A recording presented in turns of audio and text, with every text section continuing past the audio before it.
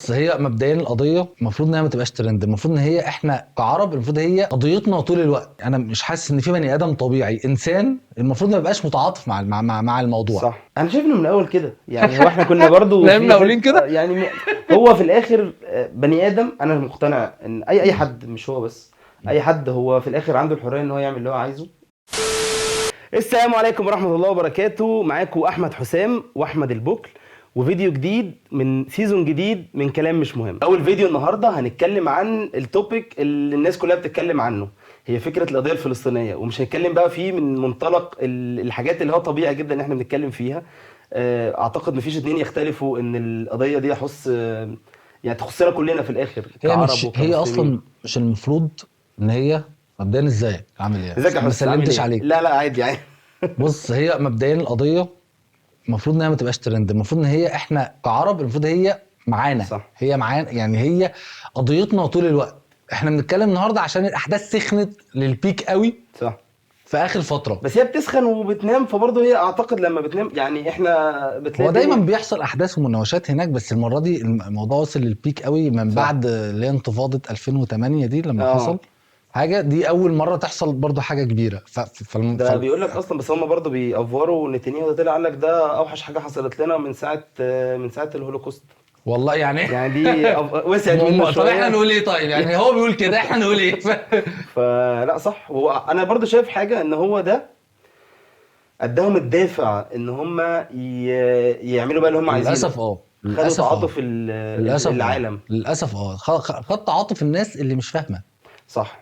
يعني ومن اللي مش شايفه. واللي مش عارفه الحقيقه. يعني اصل هما دلوقتي هما بينطلق، يعني لو انت بصيت هما بيتكلموا ازاي، هما بيتكلموا من حته حقوق الانسان، ان امم. احنا كنا قاعدين في حالنا وجم ضربونا فاحنا بندافع عن نفسنا. طب ارجع لي بقى 70 سنه ورا، طب انت فاهم القصه اصلا الاول لا ماشيه لا لا، ازاي؟ صح. هو ده مش هيبقى موضوعنا النهارده، المفروض اللي صح. بيتفرج على الفيديو عارف صح. التاريخ ماشي ازاي. صح. بس طب ما انت على طول طب واللي بيحصل النهارده ان انت بتضرب بمنتهى الغش، بتعمل اباده جماعيه حرفيا، امم. والناس كلها بتتفرج عليك، محدش يعني كل الناس بالدين طبعا وكده، بس لا يعني ما بيحصلش تدخل فعلي يوقفك لا طب ده خالص. ايه يعني؟ لا، ومن قبلها كمان انت لو اتكلمت، ما هو ده يعني هم مبينين للعالم كله ان ده اللي حصل ده من حماس هو الفعل، مم. وان هم رد الفعل. بس الحقيقه مش كده، الحقيقه طبعا ان هي هم مش كده. كانوا الفعل، ودول الناس من كتر ما انفجروا طلعوا عملوا العمليه دي. انت اصلا لو انت شفت الفيديو بتاعت ضرب حماس اللي في الاول ده، الناس لما ماشي على ربع نقل وماشي اه وماسك اه. سلاح وعمال يضرب، ودول بقى داخلين بالطيارات بيقصفوا مباني كامله. لا لا بص، ما بصراحه. يعني موضوع اصلا. بص يا هون، هو اصلا يعني انا مش حاسس ان في بني ادم طبيعي انسان المفروض ما يبقاش متعاطف مع الموضوع، صح. ما صح، ده يبقاش حاجه مش يعني. طبيعيه. ما ينفعش انت تفهم الموضوع وتاخد الاذر سايد، يعني ان انت صح. كده هتبقى غير انساني، يعني فاهم. وبدليل كمان ان هم بداوا لما بداوا يشوفوا يعني خلينا نتكلم على الشعوب بتاعت العالم الغربي عموما اللي امم هي متعتم عليها اعلاميا بدرجه كبيره جدا. يعني زي اللي بيحصل مثلا دلوقتي في فيسبوك وانستجرام والحاجات دي كلها. امم هم مثلا بيمنعوا اي حاجه ليها علاقه بفلسطين. صح. اي حاجه الريتش بقى بيقع وما بيوصلش والكلام ده كله. فانت تفتكر يعملوا كده في الحلقه دي؟ ربنا يستر. الله اعلم. فيعني اه. بس اللي انا بتكلم فيه ان مم. انت تخيل نفسك واحد من العالم الغربي ده، واحد مم. مواطن عادي جدا في امريكا، في اوروبا، في اي مكان. انت مش شايف غير ناحيه واحده من القصه، فخلاص انت متعاطف مع الناحيه دي. مم. لما بدا بقى الموضوع ينتشر وبدات الناس تعمل هاشتاجز اكتر وبدات الناس تحاول توصل، وحتى البلوجرز والناس دي كلها بداوا مثلا يتكلموا فيديوهات بالانجلش الناس تفهمهم. مم. بدات تحس ان في توعيه، ولو حتى 1%. صح. الناس بدأت تفهم ايه ده في ناحية تانية من القصة احنا مش شايفينه. طبعا. فده حاجة طبيعية لان هم بني ادمين، حتى مم. لو هم متعاطفين مع الناس اللي اتقتلت في اسرائيل. مم. هو خلاص هو في الاخر شاف جزء واحد من القصة، بس لما شاف بقى رد الفعل العنيف جدا ان هم بيعملوا ابادة جماعية للناس دي كلها، الناس بتتعاطف لان دي حاجة خلي زي ما بالك انت بتقول. الارقام كمان مش اكيرت قوي. ليه مش اكيرت؟ لان هو بيقول لك لسه في 3000 فلسطيني مات لحد لحظه تسجيل هذه الحلقه. اه. تمام، ده الارقام اللي طالعه. تمام، ومش عارف كام جريح. 3000 دول اللي هم بيروحوا المستشفى بيبقوا بيتاكدوا ان هم ميتين، فبيدفنوهم صح. في تعداد الموتى. في بقى مباني كامله بتقع الناس جواه. الناس جوه اشلاء بقى وانقاض، دي ما صح. اتحسبوش، فاهم. صح. خلي بالك هو برضه في 1500 واحد ماتوا من الناحيه الثانيه، ده رقم برضه بالنسبه لهم كبير. كبير جدا. فهم صح. ده برضه استفزهم، امم. وحماس واخده اسرى. وقال لك هنذبح ونشنق واحد صح. قصاد كل عمليه قصف. ودلوقتي كمان معرفش سمعت، معرفش ده صح برضه ولا غلط. استفزاز ليهم طبعا. وسمعت ان هم طلعوا كمان قالوا ان احنا بنخسر الحرب دي اعلاميا، لان تخيل بعد كل اللي بيحصل ده، مع كل التعاطف اللي هم فيه والدعم اللي واخدينه من امريكا واللي واخدينه من اوروبا، وان هم يخشوا يعملوا اللي انتوا عايزينه، دلوقتي بدات امريكا تقول لهم لا بلاش الدخول البري على الناس دي علشان هيحصل مشاكل، هيبتدي بقى يبقى في مشاكل عالميه ضدكم. فانت متخيل برضو فكره ان انا مهما وصل بيهم ان هم عاملين بيكتموا اعلاميا عن الموضوع كله، بس لا، في ناس تطلع تتكلم، في ناس تطلع. شفت واحد بيتكلم النهارده في مجلس الشعب، معرفش مجلس الشعب دوله ايه، بيتكلم قد ايه ان ده مش حاجه منطقيه، ان هو كمان اللي يبدا يدور في التاريخ هيلاقي ان ده حاجات طبيعيه. واحد داخل بيتك او داخل بلدك بيقول لك دي الارض بتاعتي، اصل في مش عارف هيكل سليمان موجود تحت الارض. طب انت مالك يا عم؟ هو خد اصلا دي أرضي. معظمها، هو فاضل له بس الحته دي. والناحيه الثانيه في الضفه لسه في طبعا فيها فلسطينيين، بس دي اندر كنترول تماما من الجانب الثاني للاسف. يعني المقاومه الوحيده هي فاضله في الحته دي. الاثنين الجزء ده بال2 مليون واحد دول هم عايزين يخلصوا منهم خلاص، سواء بالقتل سواء بقى ان هم يودوهم حته ثانيه. وحتى بتاع من الراجل وزير خارجيه امريكا قال لك لازم نبحث لهم عن مكان امن. يا سلام، يعني انا مش فاهم يعني. لا، وقالوا لهم انزلوا جنوب غزه، لما هم نازلين اتضربوا. بالظبط. يعني مش يعني حاجات كلها غير طبيعيه. هم خلاص عايزين يخلصوا من ال2 مليون دول باي شكل. قاطعين ميه وكهرباء عنهم يعني كمان. تخيل يعني قاطعين الناس عدى مش عارفه تشرب ميه، مش عارفين الناس توصل لهم، مش عارف يعني، مش عارف ده مات ولا عايش، ان هو خلاص موبايله فصل مش عارف يشحنه. انت مش عارف هو. وحتى هناك الريبورترز والناس الصحفيين حتى من مصر هنا في ناس اتقطعت اخبارهم، حتى القنوات قال لك هنحمل مسؤوليه كامله لاختفائهم يعني للجانب الثاني. بصراحه يعني حاجات غير طبيعيه. بس هو زي ما انت بتقول فعلا المفروض ان القضيه الفلسطينيه دي هي مش ترند، هي المفروض ان قضيتنا من ساعه ما اتولدنا لحد ما هنموت، لحد ما هنموت بقى قبل ما تحل اللي هيوصل فيها. دي قضيه كل العرب، والمفروض تبقى قضيه اي انسان. يعني المفروض انا دلوقتي لما شايف واحد بيتاخد حقه قدام عيني كده، على الاقل لو مش هتدخل اتعاطف. لما حد يسالني اقول له لا ده حقه كذا كذا كذا. مش يعني ما ايه المنطق اللي يخليني اقف مع الجانب التاني اصلا؟ ما هو مش غير المصالح السياسيه غير كبني ادم كشعوب. لا، ممكن اقول لك ان هو مش بيوروهم القصه كامله. يعني انت ايه اللي هيخليك ما تتعاطفش مع الشخص ده؟ لما يطلع واحد من معرفش حد في الجيش الاسرائيلي يقول لك ان احنا هنقتل الحيوانات دول اللي هم تخيل قال كده. بيتعامل معاهم الناس كلها شايفه على هذا الاساس ان هم بيتعاملوا مع جنس بشري مش موجود، او احنا ما نعرفش مين دول، لان هم ما تعاملوش معاهم. طلع اشاعات ان هم بيغتصبوا اطفال، ودي اشاعات ان الفلسطينيين يعني بيغتصبوا اطفال وستات. الكلام ده كله بعد كده طلع اشاعات. طلعت اشاعه بتقول لك ان هم قتلوا ولا قطعوا راس 40 طفل، ودي كل دي طلعت في الاخر اشاعات. فانت لما يتصدر لك بقى كل الاشاعات دي كلها، فانت شايف ان ايه ده؟ طب ما بس في الحقيقه فعلا زي ما بقول لك، لما يبتدي الحاجه تنتشر، لما يبتدي الناس تقول رايها، ويمكن ده بقى قوه السوشيال ميديا، ان انت مع كل الاغلاق اللي بيحصل يعني على البلوجرز وعلى الناس العرب واللي اي حد بيدعم فلسطين، بس في الاخر برضو بيوصل حاجه، حتى لو نسبه ضئيله جدا، بس في حاجه بتوصل. وبعدين انت المفروض يعني يبقى موقفك تجاه القضيه دي ملوش دعوه باي حاجه تانية. بمعنى ايه؟ يعني انا مثلا شايف واحد جنبي ايديولوجيته مثلا مختلفه عني، يعني شايف ان هو سياسيا تفكيره غيري، مقتنع بحاجات تانية غلط. فانا لما اشوفه مثلا مقتنع بالقضيه، فانا حاسس ان انا غلط، لان انا يعني لا انا ما بفكرش زي الراجل ده، فاكيد في حاجه. لا دي مالهاش علاقه. لا، دي حاجه انسانيه. صح. انسانيه في المقام الاول، مالهاش علاقه بسياسيا الموضوع ماشي ازاي. وانا حاسس ان بدا يحصل وعي جوانا كمان، يعني الناس كامله متعاطفه في الدول العربيه كلها. الدول العربيه كلها صح. معظمها تحس ان في قضيه تحس ان في قضيه الناس كلها وراها متعاطفه معاها. يعني يعني ما بقاش كل واحد مشغول بنفسه بس، لا ده الناس كلها بقت ورا قضيه واحده، ورا حاجه واحده. الناس قاعده متضايقه بسبب الموضوع ده. خلي بالك كمان، يعني كان زمان، يعني او مش زمان، يعني حتى في فتره في ناس كتير يعني حصل كده. يعني الاعلام على مدار السنين، الاعلام الغربي قدر يعني ياثر على ناس كتير في حته ان هم دول باعوا ارضهم، دول خونه.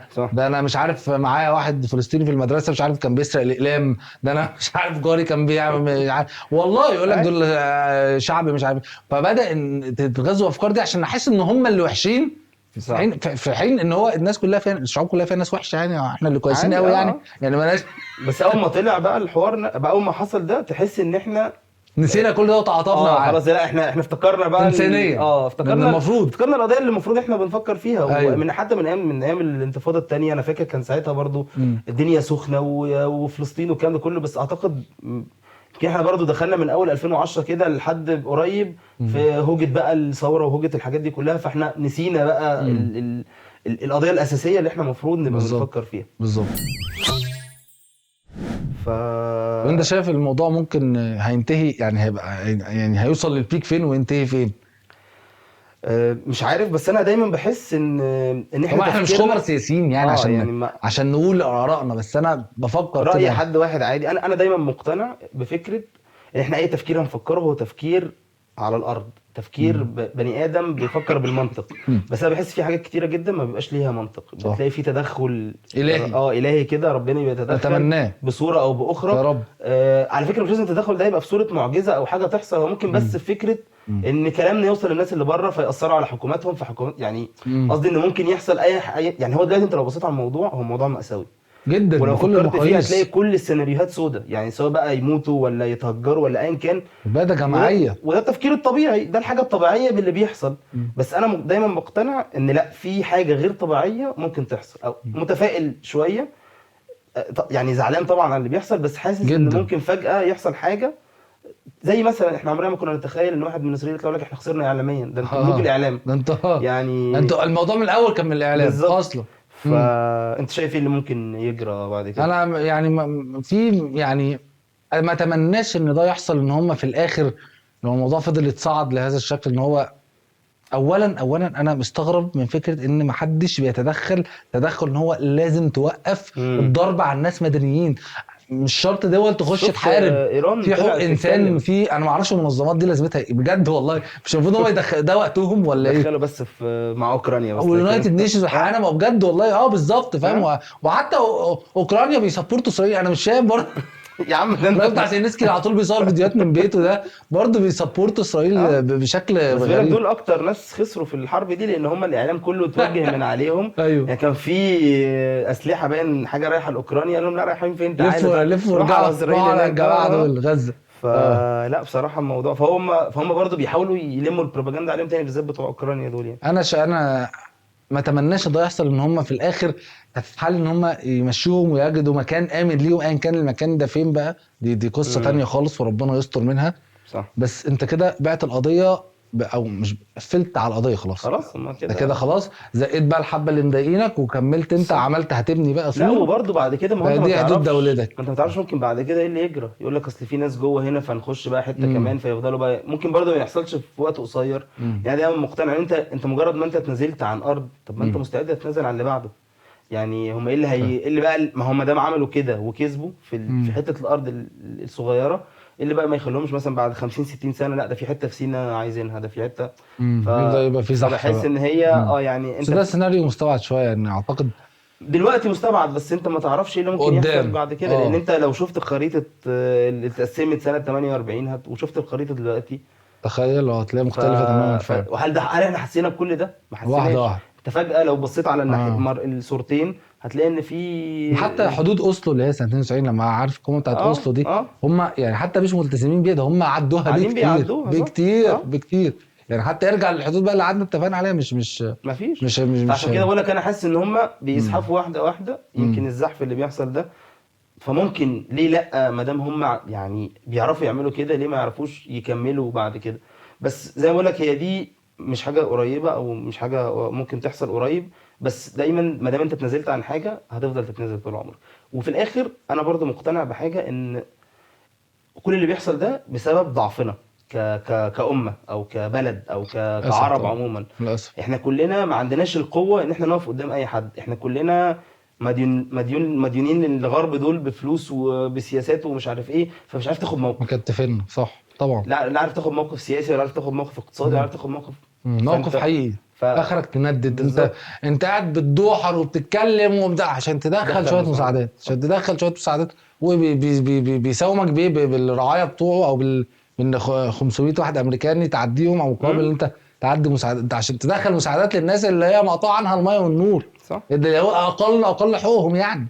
صح. فبرضه قاعد يعني شايف ان ده هيبقى فاهم اكبر انجاز ليك في الاوضاع اللي زي النهارده يعني بالظبط. للاسف يعني. طب وانت ايه رايك بعيدا يعني القضيه، ايه رايك في موضوع ان الناس كلها سايبه الموضوع ماسكه في صلاح يعني؟ يعني انا شايف برضو ان الموضوع، بص هو ليه جانبين. طبعا. اولا انا شايف ان كل واحد حر يعمل اللي هو عايزه، انا مش لازم عشان اسبورت القضيه امم. ابقى بسبورت بالطريقه اللي الناس شايفاها صح. صح. أنا ممكن اكون بسبورت باي طريقه تانية. امم. بس لو فكرت في الناحيه التانية واللي هي انا معاها شويه، فكره ان الحرب نفسها هي حرب اعلاميه. امم. فانت كواحد، هناخد مثال مثلا زي محمد صلاح. انت واحد مفروض بابليك فيجر، وبابليك فيجر الناس كلها في العالم شايفينك. فانت هو انا سمعت ان هو اتبرع واتبرع لاهالي غزه والكلام ده كله، ودي حاجه طبيعيه وحاجه تحترم منه، يعني اكيد هو مش ملزم على ده، وان هو يعمله دي حاجه يحترم عليها. بس انت هو واضح ان انت بتسبورت القضيه. طب ما انت القضيه دي نفسها انت لازم تبقى شايف ان هي حرب اعلاميه. فانت لو اتكلمت فانت ميلت الكفه شويه للناحيه دي، للناحيه اللي انت بتسبورتها. يبقى ليك موقف. بالظبط. بس هو لو رجعنا دايما قبل كده، دايما محمد صلاح مثلا واحد من الناس اللي هو واقف على الحياد، هو مش عايز يخسر حد، مش عايز يكسب حد، يعني هو هو عايز مش على يكسب الناس الحياد، هو كلها. موقف سلبي، هو بينطقش اصلا. ما هو ده هو يعتبر حياد. يعني انا حاسس ان هو، بص انا مش متضايق منه على قد ما انا حاسس ان هو كان هيبقى ليه انفلونس، صح. تاثير صح. كبير لو اتكلم. صح. الله اعلم ايه اللي منعه. انا دلوقتي كلنا بنفكر ايه اللي مخليه ما يتكلمش. هل هو مثلا رامي عباس الوكيل بتاعه قال له مثلا ما تتكلمش عشان انت كده تطلعاتك او يعني مستقبلك الكروي في اوروبا ممكن يتاثر بعد كده؟ ده رقم واحد. هل في سبونسرز عقودها ماضيها ما يقدرش يتكلم عشان هيخسر فلوس؟ ممكن، انا ما عنديش المعلومه بس. طيب لو الكلام ده حقيقي، هل هو كده بيبدي مصلحته يعني عن يعني، او يعني الراجل شايف نفسه فقط ومصلحته على عكس مصلحة على عكس المفروض يعمله يعني عشان يساند؟ بس هو انا بحس ان الناس بعد كده هتفتكرك بالمواقف. انت صح. في الاخر مسيرتك مهما كانت ناجحة ومهما كانت طويلة هي في الاخر هتنتهي. دي حقيقه.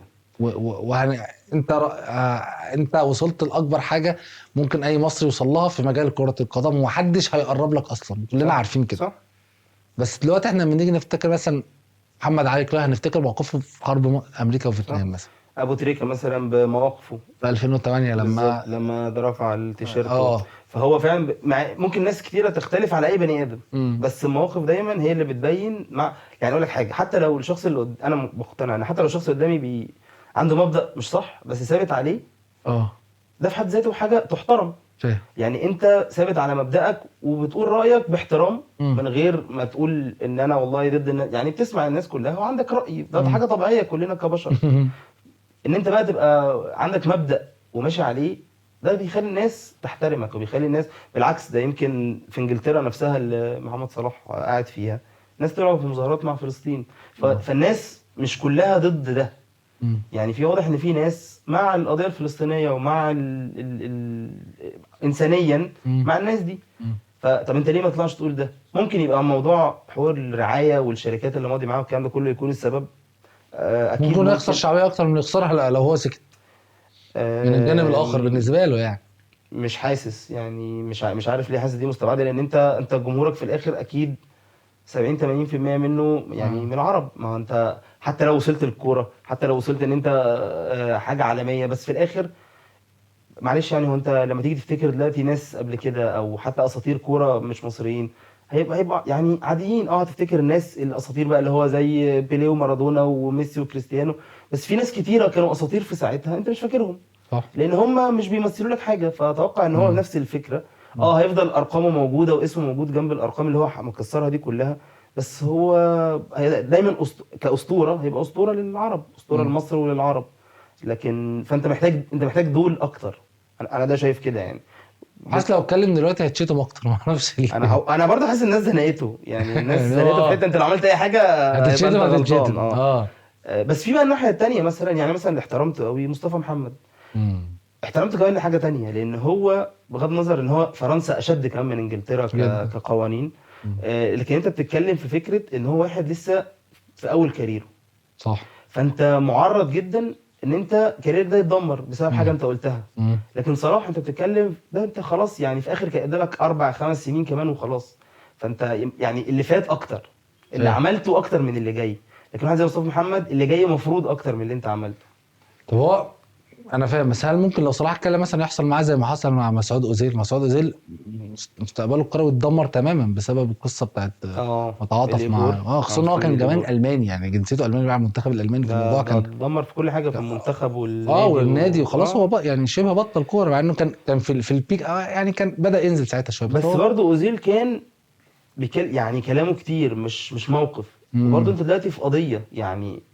يعني انت برضه شايف ان العالم كله بيتكلم في حاجه معينه، فانت ممكن اوزيل كان بيتكلم. انا مش عارف ما بخمن معاك بصراحه، فكره ان هو كان مثلا كان بيتكلم كتير بيدعمهم على طول، فهم شافوا ان لا في نوش كتير منه. بس ممكن طبعا يكون مصيره زي مصير حاجه زي كده، بس هل ده مصير وحش؟ انت فاكر هو اوزيل مثلا فاكره بوقفته واحترمته مع جدا القضيه، جدا. ف يعني مش مستعد تضحي ب3 سنين من حياتك بسبب مبدأ معين او قضيه معينه ممكن هو لا مش مستعد، ممكن هو شايف ان هو عنده طموحات تانية في المكان اللي بيلعب فيها توصله لحاجه ابعد، ده هيعطله. ممكن انا متاكد ان كتدريب او ممكن. كان يوصل يلعب على البالون دور مثلا. هو ما اعرفش، هو انا متاكد ان القصه دي هو محمد صلاح ما بيتحركش غير يعني رامي عباس الايجنت، واعتقد في ناس بقى تيم ماشي وراه اعلاميا يقول له ينزل ايه ما ينزلش ايه، يتكلم امتى يسكت امتى. الكلام ده الموضوع كبير، اكبر أكيد. من اكبر ان هو يمسك تليفونه وينزل ستوري. صح. ف ايه بقى اللي بيحصل في الكواليس دي؟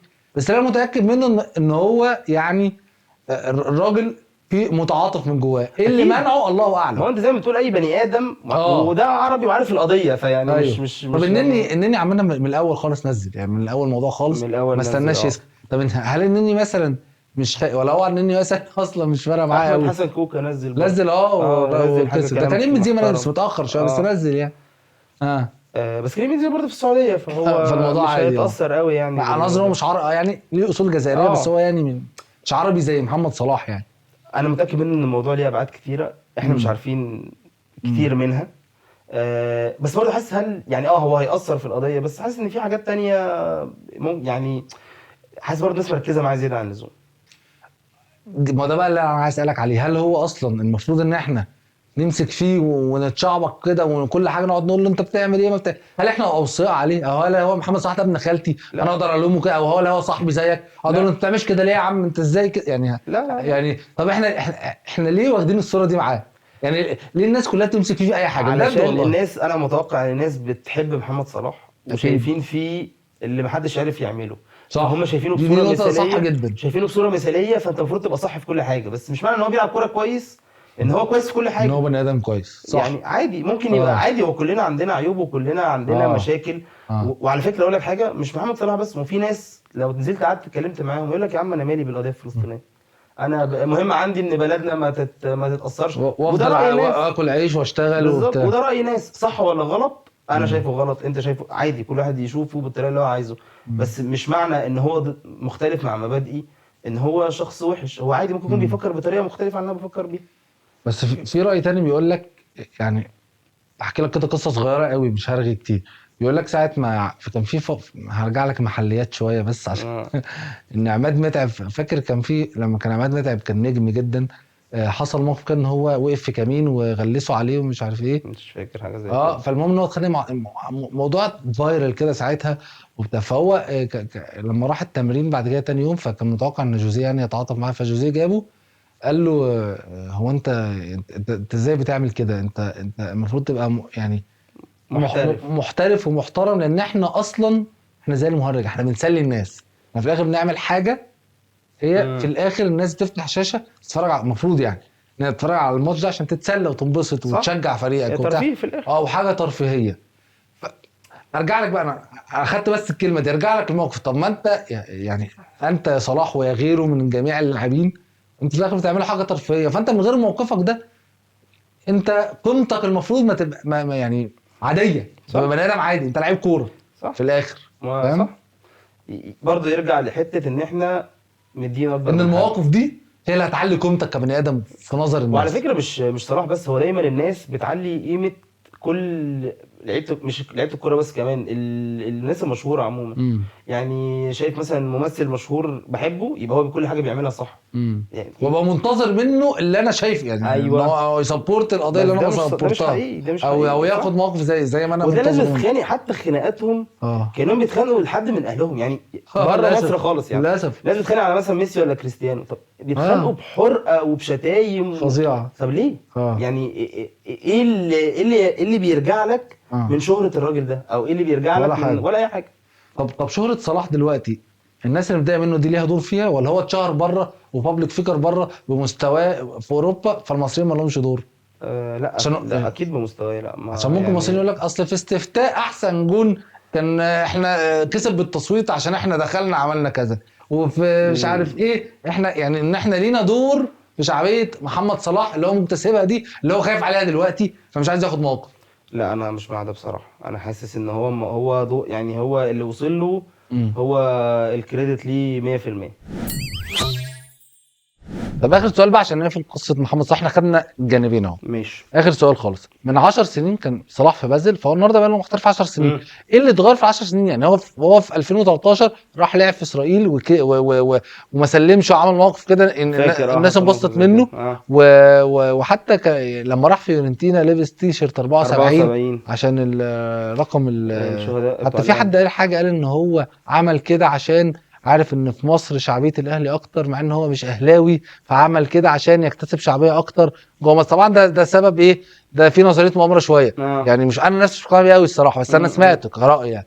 فان هو دلوقتي لما كان محتاج الشعبيه فكان لازم ياخد مواقف، لكن النهارده مش محتاجها، فمش بياخد ولا يعني سؤالي باختصار، ايه اللي اتغير في ال10 سنين دول؟ آه، يعني انا حاسس اللي اتغير في 10 سنين ان هو ممكن كان منتمي اكتر لا، برضه مش عايز اظلم حد، برضه ما انا امم مش عايز اقول الكلام. احنا بنجلده اه جامد انا ها؟ مش عارف برضه صح ولا بقول لك يعني. والله كانه ابن خالتنا، اللي هو ازاي لا يعمل كده. يعني برضه اه مش فعلا مش عايز اظلم لا هو ولا اظلم غيره، يعني ما في كتير غيره اه كمان ما اتكلموش يعني. بس احنا آه، قافشين فيه قوي لان هو ما زي ما بقول لك احنا دايما مستنيين منه الاحسن. فاهم. فايه اللي اتغير بقى في العشر سنين دول؟ اه ممكن افكاره تكون اختلفت، زي ما انت بتقول هو عنده حاجه معينه في دماغه دلوقتي عايز يوصل لها، فمش هيوصل لها لو اتكلم مثلا. يعني هو ما بقاش فخر العرب وبقاش ابن نجريج بقى انترناشونال بابليك فيجر بدماغ تانية بايديولوجيه تانية غير اللي احنا بنفكر فيها، غير اللي احنا منتظرين منه اصلا. انا شايف انه من الاول كده، يعني هو احنا كنا برضو نايمنا في قاولين كده. يعني هو في الاخر بني ادم. انا مقتنع ان اي حد، مش هو بس، اي حد هو في الاخر عنده الحريه ان هو يعمل اللي هو عايزه. عايز يكتب مش عايز يكتب. بس طبعا لو كان كتب وتعاطف بطريقه كان يعني هيأثر كان هيأثر كتير قوي، ده خلينا نتفق على ده. جدا. هو كان هيأثر كتير قوي. بس هل هو ايه الاسباب اللي ما خلتوش يعمل كده؟ انا مش حاسس ان في اسباب احنا هنبقى عارفينها. ممكن يبقى هو عنده الاسباب، ممكن هو مش عايز يتكلم، لا كان الاسباب. هو في اه الاخر انا شايف ان هو موضوع صعب قوي ان احنا نحكم عليه واحنا مش عارفين كل المعطيات. صح. وفي الاخر انت بتتكلم ان هو مش الناس حاسه هنعرفها دلوقتي. يعني ان هو خذلهم شويه. مم. ودي حقيقه. مم. بس يعني حاسس ان في حاجات اهم بكتير قوي من ان احنا نفضل متربصين على الواحده، مم. ومتربصين يعني على كل حد بيعمل ايه واتكلم ولا ما اتكلمش. خصوصا كمان ان هو مثلا منتخب الجزائر نزل في ماتش ودي لابسين كوفيات شعبيه، رياض محرز كان انا رفع احترمت علم. قوي الجزائر الفتره الاخيره جدا بصراحه، جدا. حسيتهم يعني يعني انا ما اعرفش حد جزائري، بس حاسس ان فعلا الفتره اه الاخيره دي عارف الجزائريين. تونس فتحت الجهاد، قال لك اللي عايز يروح يروح. والله والله.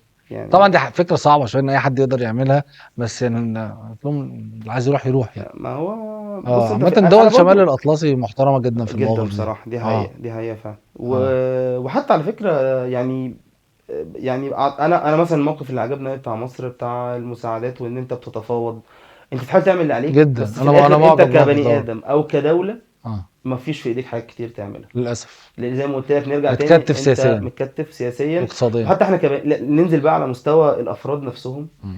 احنا كلنا زعلانين وكلنا حاسين ان فعلا اخواتنا اللي بيتضربوا واخواتنا اللي اوكي. محبوسين، كلنا حاسين بده. مم. بس هل في ايدك حاجه تعملها؟ للاسف لا. اكتر ويمكن من ده كده لا. مزود الاكتئاب عند الناس، ومزود ان مم. الناس متضايقه، لان على الاقل انت لو في حاجه في ايدك تعملها كنت هتعملها يا وهتستريح. لكن انت دلوقتي مفيش حاجه في ايدك تعملها، بس نفسك تساعد، نفسك تعمل حاجه اه معينه، يعني نفسك فعلا تقف جنبهم. نفسي يعني اصل بني ادم زيك يعيش حياه امنه عاديه، صح.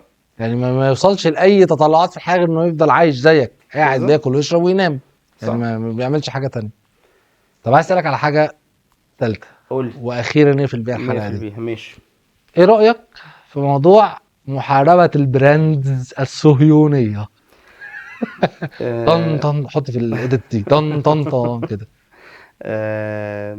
طب انت رايك ايه في الموضوع ده؟ خلينا نبدا بيك انت المره دي. هقول لك انا الصراحه بجد شخصيا مش بحب ماك.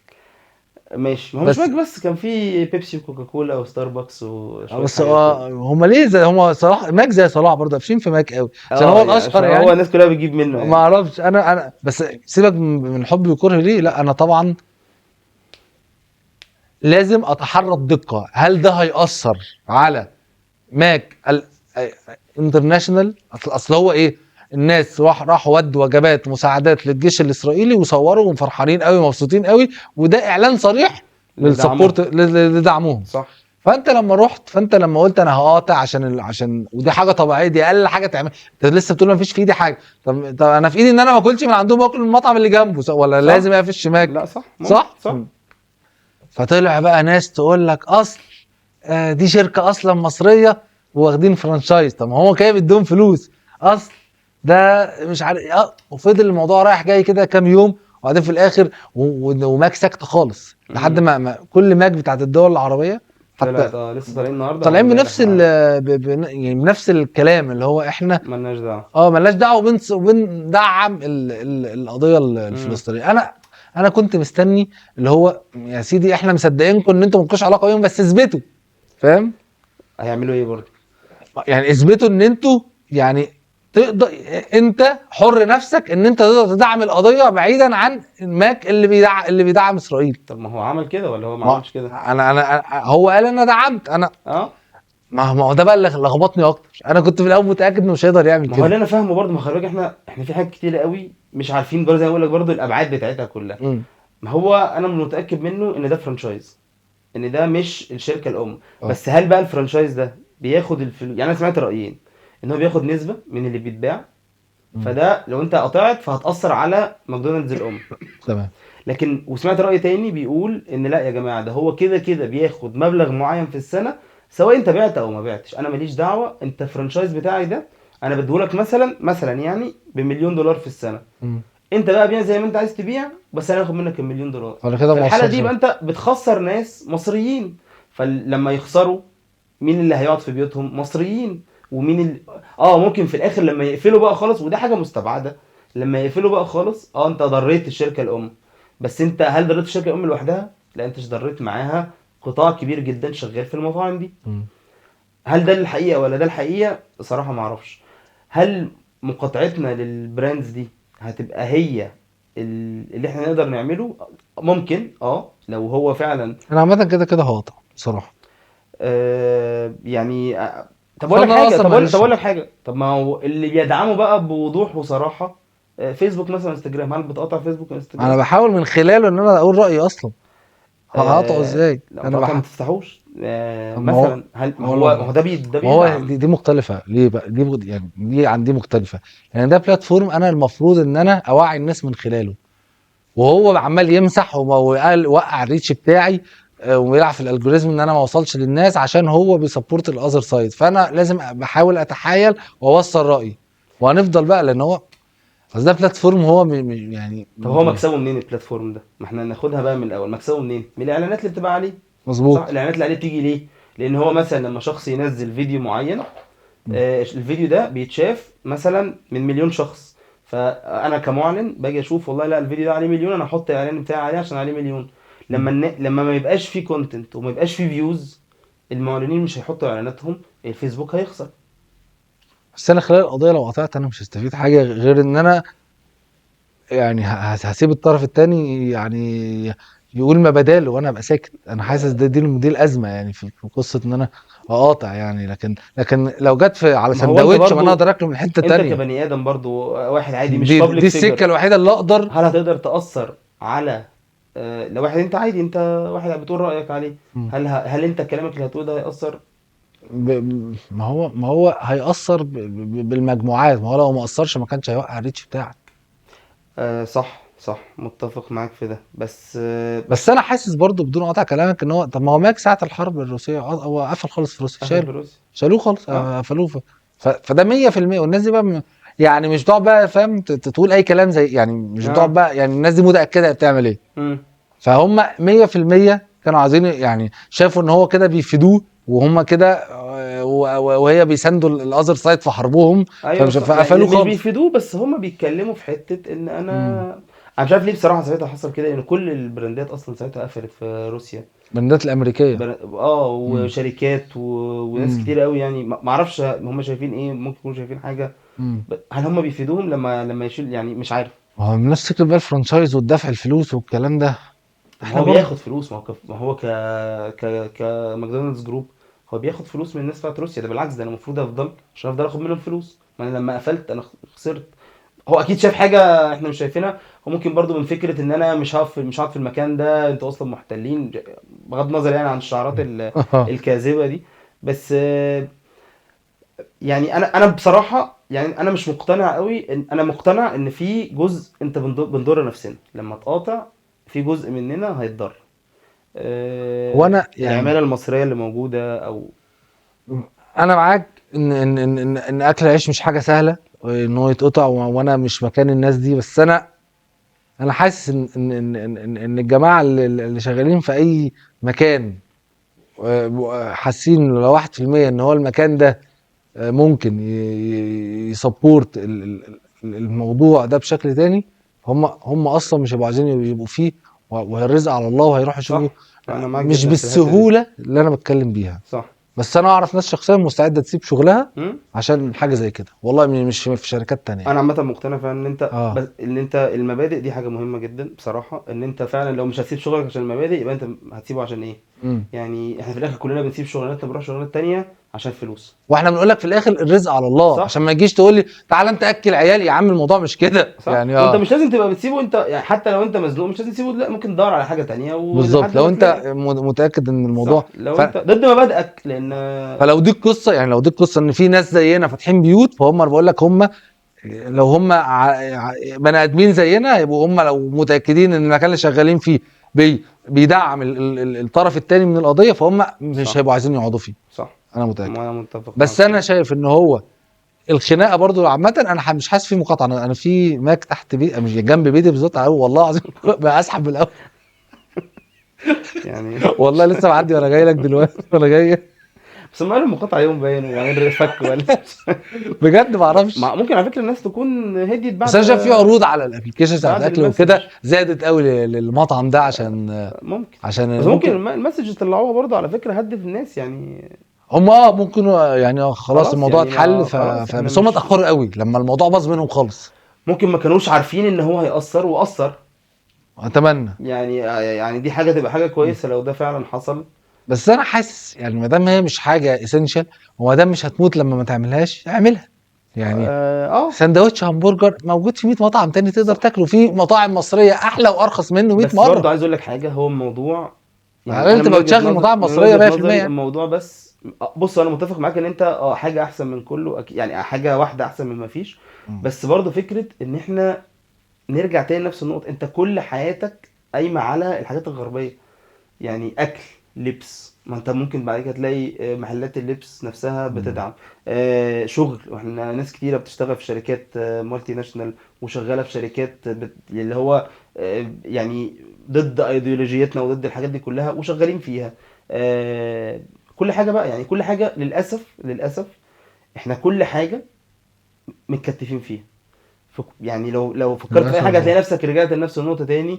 ان انت من غير الشركات دي في ناس كتير هتسيب شغلها، من غير اللبس ده في ناس كتير مش يعني وانت كدولة اللي هتلبسهم بقى بطالة زيادة بالظبط. وبتاع، ففي مش الاخر هتستفيد حاجة. انا شايف بجد، انا شايف سمعت يعني حاجه كده كانت عجبتني، مش فاكر مين اللي كان بيقولها.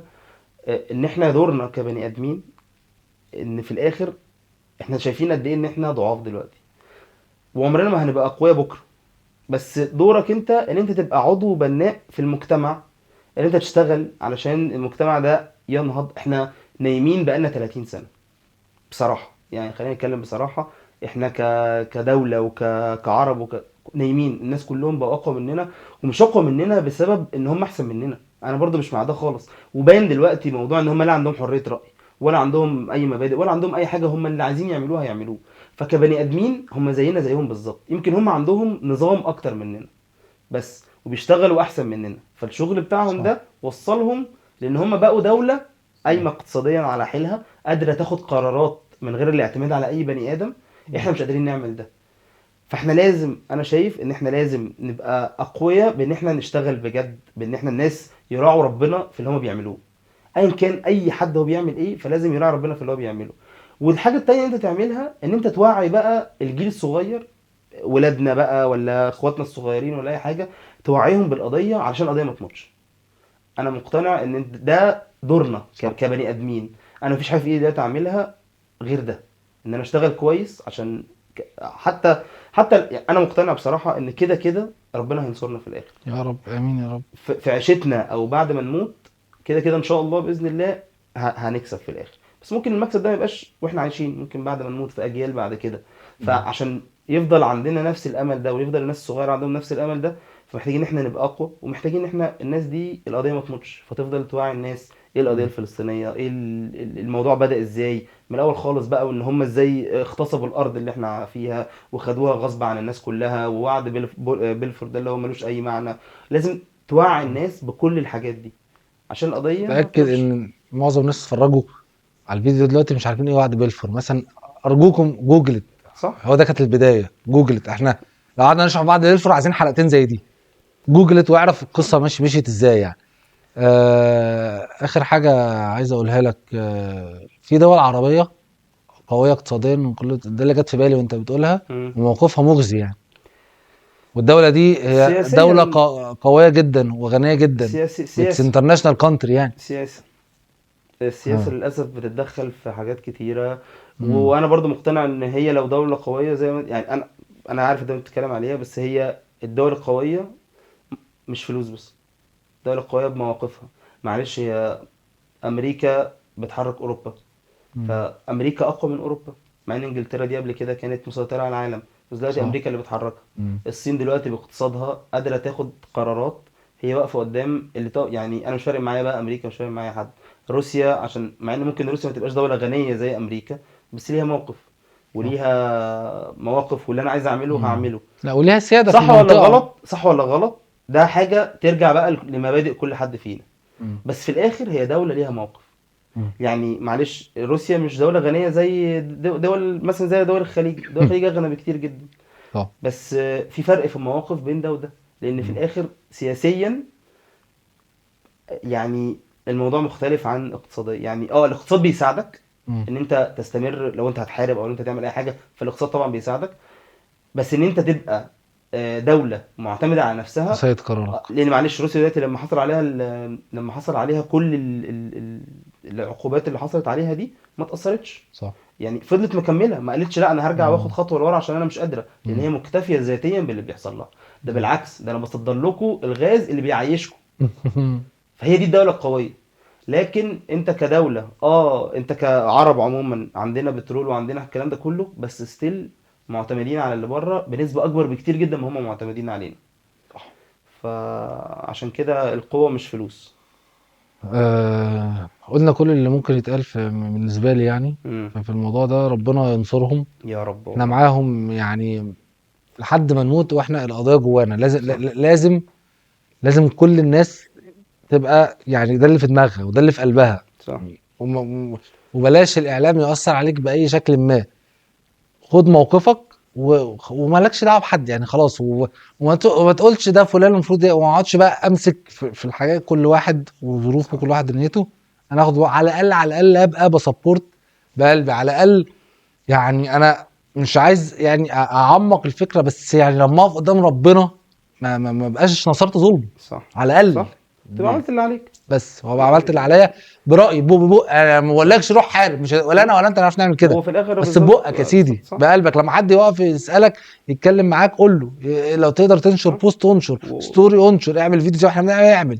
اعمل حتى اللي لو تقدر عليه بقلبك اللي هو اضعف بقلبك يا الايمان، سيدي بقلبك بس. وربنا ينصرهم يا يا رب رب والله. وينصر اي حد في كلنا قلوبنا معاهم، ربنا ينصرهم يا رب. يا رب.